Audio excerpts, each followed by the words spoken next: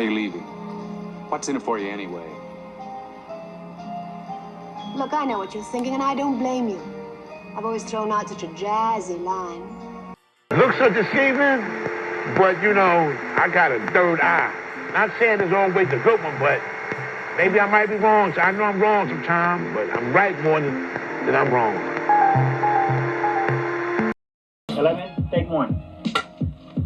Take one. There's more than one take, Roy. Shoot. You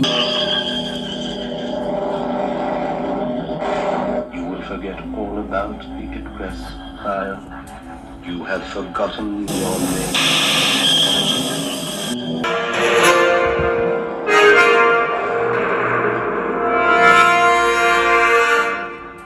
You have forgotten your name.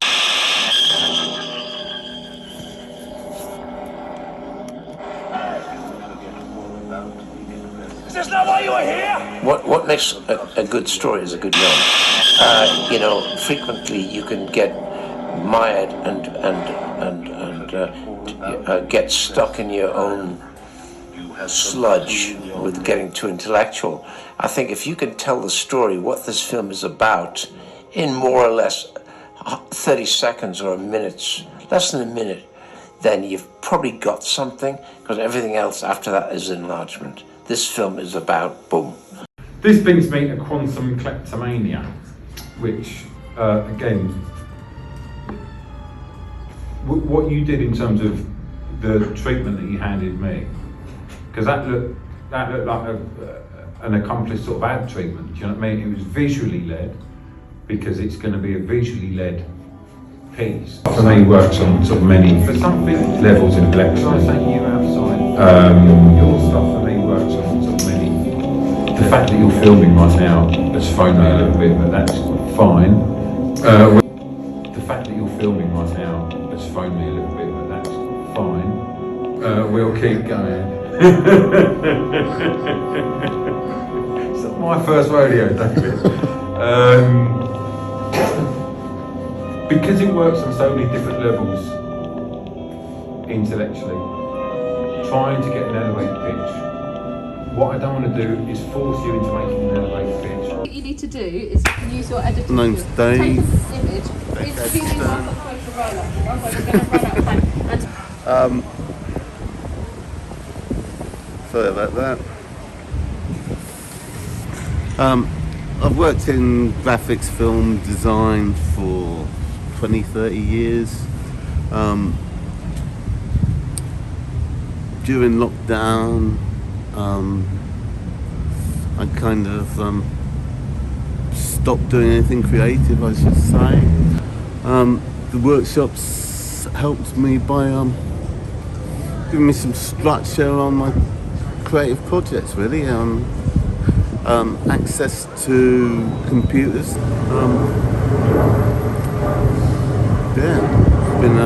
I'm enjoying it. Hopefully going to start creating projects again. Beth, don't know what to say. Well, I found Greg's attitude very encouraging, very positive. I've enjoyed seeing what the others can bring to the table, what they have to say, their viewpoints. I've enjoyed seeing people's documentaries, seeing what they're doing.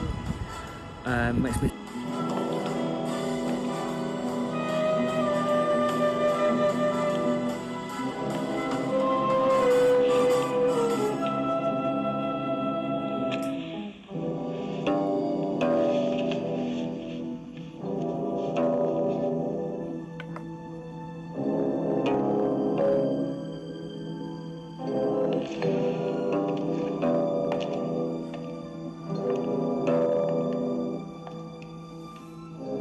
Congratulations, Palmer.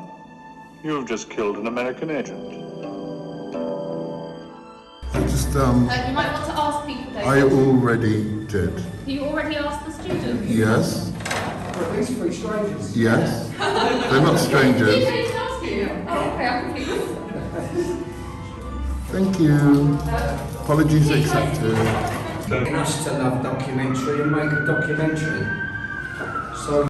But you know, what I really want to do is I'm really interested in how documentary storytellers like me are constantly using the raw materials of people like you who come here with experience that then becomes my property. Which is what Dave's doing right now. He's cheating. He ain't going out. He ain't going out, you know, he just films this. He's winging. And yeah, but then I think, so it's a 4-minute film. Some of the people didn't hear the teaching when he said, I want the film to be between 3 and 6 minutes. And they've come back with hours and hours of footage. And then they've got to kind of edit it down to 6 minutes.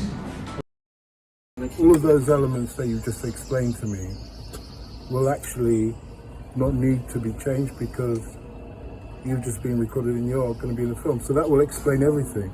Yeah. That's perfect. Yeah, fantastic. Thank you. That's perfect. Because now that is part of the whole thing. So when they come to look at it, the markers, it's going to be really difficult for them to find something wrong because all of the wrong things are discussed in the film itself. And you've just like the final thing, you're the final piece, the missing bit of the jigsaw. You've put it all together really perfectly. So that's it. So that will be in the film. So now I've just got to chop it all down and edit it. Yours so far, Dave? So my one, I managed the first couple of rough cuts were 30 minutes, and then I managed to get it down to 8 minutes, and now it's come back up to, the latest cut is up to 16 minutes. But so this workshop, which is normally hosted by Greg from Ridley Scott Associates, his background was in making commercials, you know, like TV commercials for Adidas, etc., and pop videos. And the person he worked with, Ridley Scott, before becoming a famous film director for movies such as Blade Runner and Alien, he just made thousands of commercials. So, because my film school was commercials, and that's why I will never hear anything said against commercials, because I never did film school. It was everything to me. And one thing they don't teach you at film school is it's time against creativity. So the clock is always running. They don't teach. Greg learnt his craft through the making of commercials. So there is actually a procedure whereby you initially write a treatment, which is a short synopsis of what your documentary is going to be about. And then you'll develop what they call an elevator pitch. So if you imagine if you got into the elevator with a big financier and you literally had a short space of time while you're in the elevator to explain what your story is about and hook that finance, that's called the elevator pitch. So it really makes you focus and narrow it down. And the elevator pitch literally should be a minute or so long. So my various people in this workshop have decided to do various documentaries. You've just heard one example of the 4-minute egg. One girl, Claire, has decided to do how tourism destroys the very artifacts they go to visit in ancient Egypt. And another young lady, Abna, is doing some research on her father and society in the 60s, West Indian and Irish society in London, 1960s. So my one,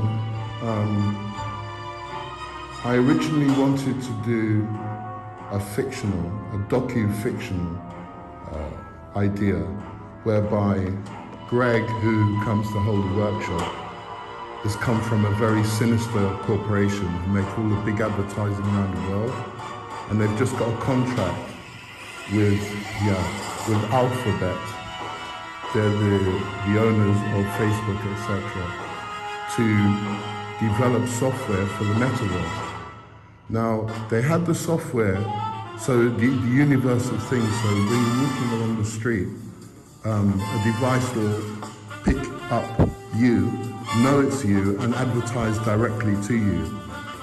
So in order to do that, they needed lots of creative minds, and it would just cost so much money. So what they did, in the guise of film teachers, they would come into using quantum entanglement. They would download all the information, creative information from the students, they steal it. So it was called quantum kleptomania.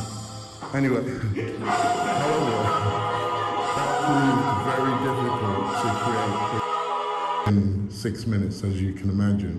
So I decided to make the film.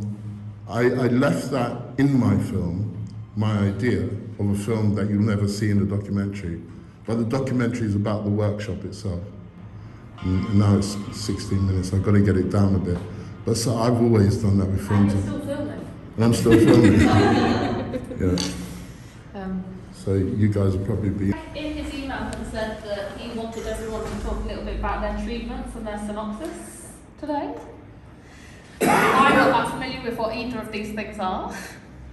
Well, the synopsis is like the longer version of that first pitch, where you've got someone stuck in the lift for 1 minute before they get to their floor and get out.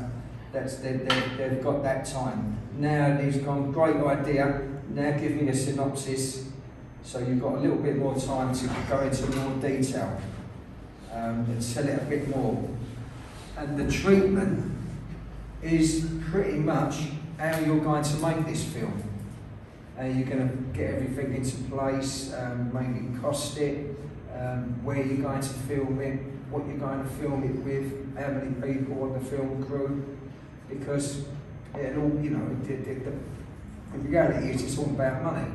How much it's going to cost this man you kind of ambushed in the lift. And so that's what he wants to know, so that'll be the treatment.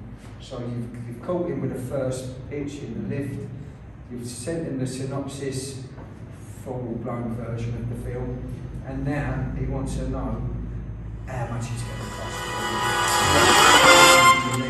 How big is it?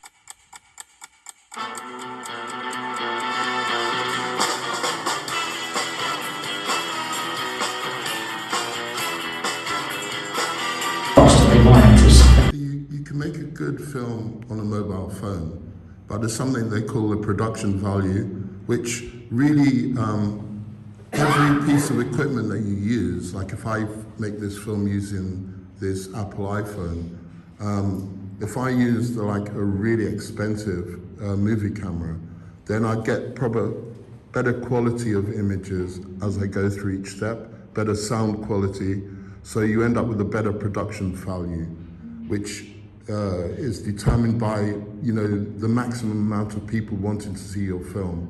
You know, if you have really bad sound quality or the camera's jumping all over the place, the audience will soon lose interest. Watch the problem coming over the horizon, and if it's a problem, knock its head off before it gets near you. The first requirement of anybody to do this job is inordinate stamina, right? Or say, well, actually, I was right, but I went wrong right there. I think the key is to be your biggest critic. Televised beautifully, so I started the process of close communion with camera.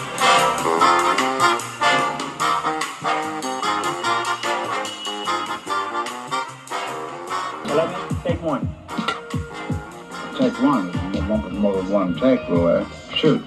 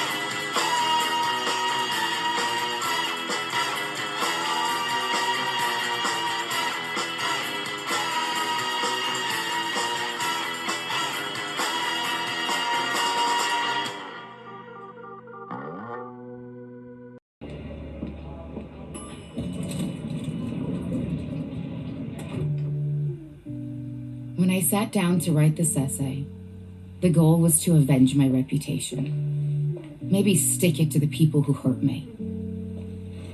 But it's become so much more than that. So much more than me. So nice to meet you. Of course, thank you. Now, I read her off. Well, what do you think I want out of this? You like, because you the storyteller, you know. What do you want? You want the stories. You say that I'm the storyteller. Yeah. But really, you're the storyteller. You know, the cameras are on you. Yeah.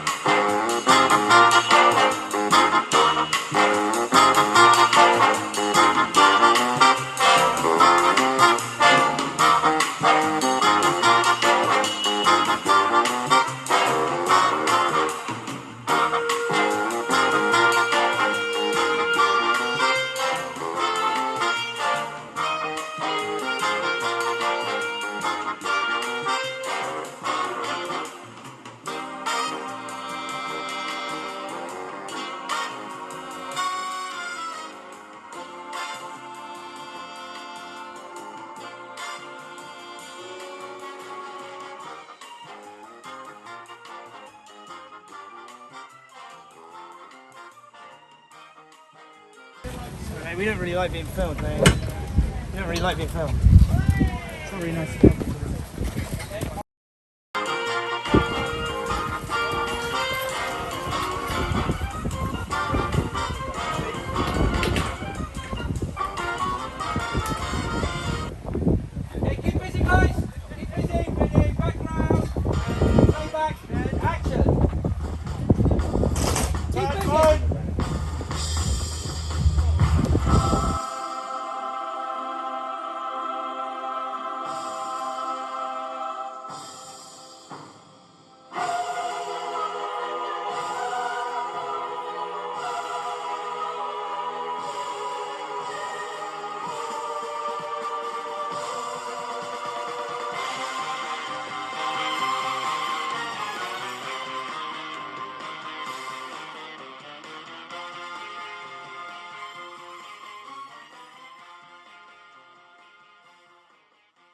But really, except for Doc and yourself, Jose's my first non-rat romance.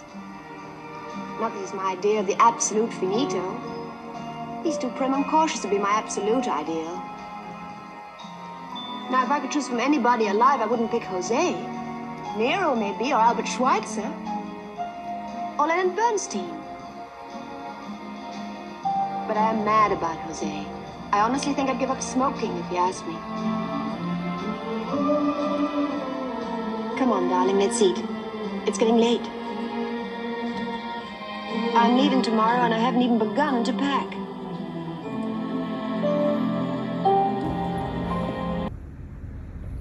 The superfluous and the multi-layered element of your work that I've seen up to this point, I think is fantastic. And the fact that it goes off on tangents, I would hate to be in a position to say, oh, you shouldn't be doing that.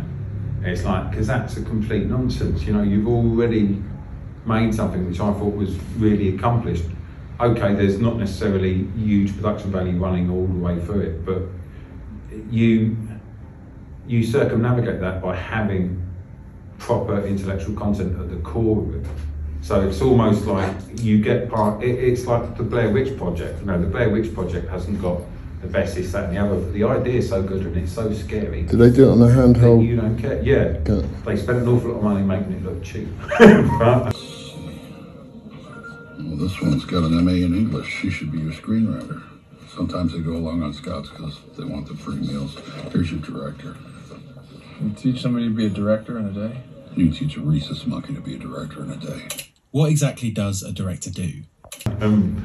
But it gets there because of the central idea. Do you know what I mean? And your stuff gets there completely because of the central idea. So I think it's a great exercise to always look at your work as just enough essential parts, whatever the work is, whatever you're doing at any given, what's the essence of it?